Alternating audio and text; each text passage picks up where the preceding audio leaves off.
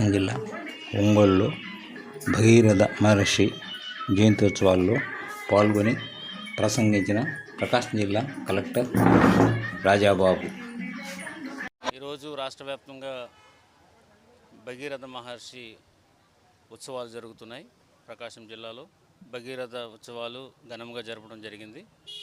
అందులో భాగంగా ఈరోజు district president and also Srinivas గారు అండ్ అదర్ మెంబర్స్ అందరూ కూడా ఈ కార్యక్రమానికి హాజరయ్యారు. సో భగీరథ మహర్షి గురించి మనం ఎక్కువగా చెప్పవసరం లేదు, ఎందుకంటే అందరికీ తెలుసు, ఆయన పురాణ పురుషుడు.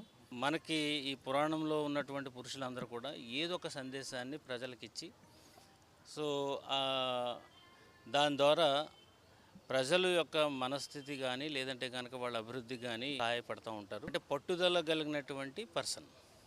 సో 2 జనరేషన్స్ అయిపోయిన తర్వాత, అంటే చిన్న వయసులోనే మహారాజుగా రావడం, ఆ తర్వాత తన తల్లి ద్వారా వాళ్ళ అన్నదమ్ములకు జరిగినటువంటి అన్నీ కూడా తెలుసుకున్న తర్వాత ఆకాశ గంగగా ఉన్నటువంటి గంగని పాతాళానికి రప్పించే ప్రయత్నం తను చేసి కఠోర దీక్ష చేసి బ్రహ్మను మెప్పించి సో ఆకాశ గంగని పాతాళానికి తీసుకొచ్చారు. సో అందుకే అది ఒక నానుడి, ఒక భగీరథ ప్రయత్నం చేస్తేనే కానీ ఈ పని అవ్వలేదు అని అంటూ ఉంటారు. సో అంత అంటే మానవుడు ప్రయత్నిస్తే ఏదైనా సాధ్యం అని చెప్పడానికి ఉదాహరణగా ఉన్నటువంటి మహాపురుషుడైన సో ఆయన యొక్క వేడుకలు ఈ ఘనంగా జరుపుకోవడం అనేది చాలా సంతోషం.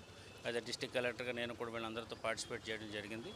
సో ఆయన యొక్క దీవెనలు అట్ ద సేమ్ టైం ఆయన స్ఫూర్తి మనందరిలో ఉండాలని సందర్భంగా తెలియజేసుకుంటున్నాను.